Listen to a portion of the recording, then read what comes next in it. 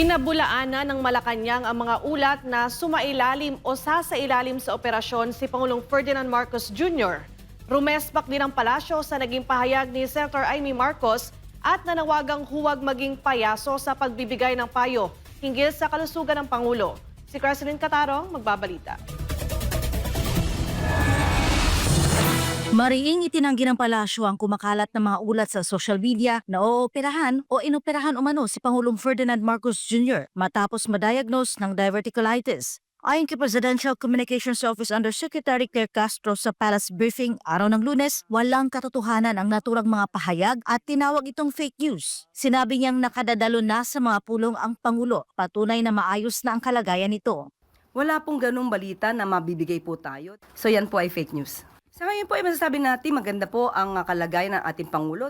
Noong nakaraang linggo, kinumpirma ng Malacanang na isinailalim sa medical observation si Pangulo Marcos Jr. matapos makaranas ng karamdaman. Kalaunan, sinabi mismo ng Pangulo na siya ay na-diagnose ng diverticulitis, isang kondisyon na iniuugnay niya sa stress at edad. Kaugnay nito sa isang video na inilabas noong Sabado, ipinahayag ni Senadora Amy Marcos na nagkakasakit umano ang kanyang kapatid dahil sa kakulangan ng sapat na pag-aalaga mula sa mga taong nakapaligid sa kanya sa Malacanang.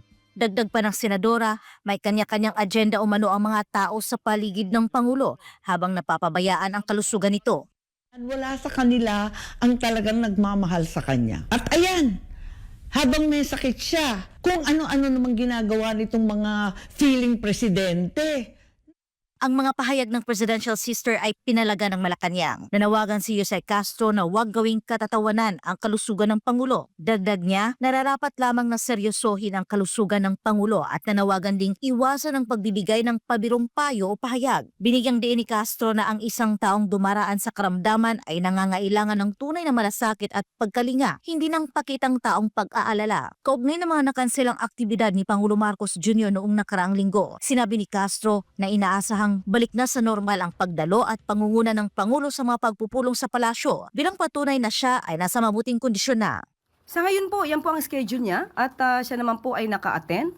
So masasabi po natin na back to normal po.